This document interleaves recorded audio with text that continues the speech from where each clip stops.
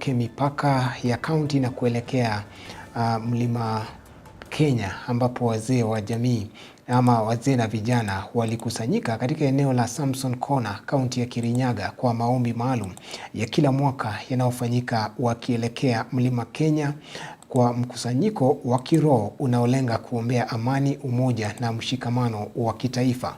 Maombi hayo yaliyofanyika kwenye mteremko wa mlima huo mashuhuri yaliwaleta pamoja watu kutoka matabaka mbalimbali ya jamii, wakati taifa linaendelea kukabiliana na changamoto za kijamii, kisiasa na kikanda. Maria Sebastian na taarifa hiyo.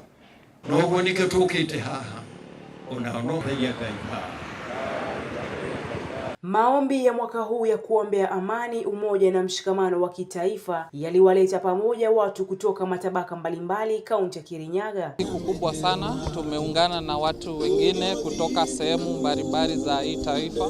Tumeungana hapa kuombea taifa yetu ya Kenya ili tukue na undugu, tukue na umoja na tuweze kuendelesha hii taifa pamoja. Maombi hayo pia yalilenga kuombea utulivu wa kiuchumi na kuishi kwa amani miongoni mwa jamii mbalimbali nchini.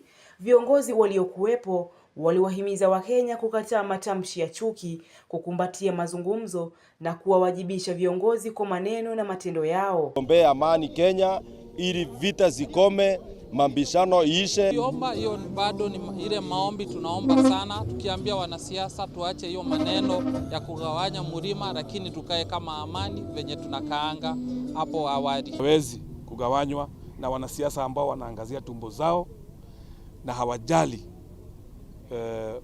mwananchi wa kawaida. Ukisikia mtu anasema anataka kugawanya mlima, huyo ni tumbo yake tu anatafutia, sio mambo na kusema mambo ya maendeleo. Kufuatia ombi kutoka kwa vyombo vya usalama vya kitaifa ambavyo viliwasihi viongozi wa kijamii na kitamaduni kuunga mkono juhudi za ujenzi wa amani kupitia ushiriki wa kiroho na kijamii, lazima kushirikiana ili kulinda amani ya nchi, hasa nyakati za kisiasa. Ilikuwa tumeulizwa na wanajeshi tukumbuke matatizo ya nchi hii, tuyapeleke kwa Mungu, tumuombe na watakuwa pamoja nasi katika nyoyo zao. Kwa hivyo siku ya leo ilikuwa ni kutimiza swala au ombi tuliloombwa na askari zetu. Japo kwa maombi huwa tunakuja kila mwaka.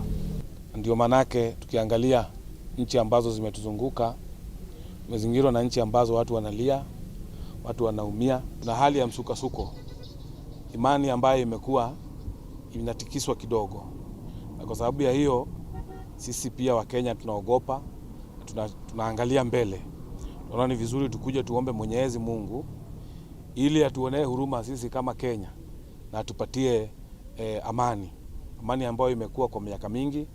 Sisi kama Kenya hatujawahi kwenda kwa vita ya kindani. Mungu amekuwa akitulinda.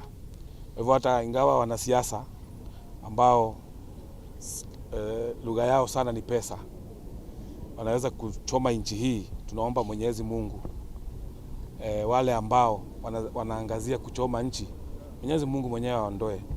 Sebastian Maria, Undugu TV.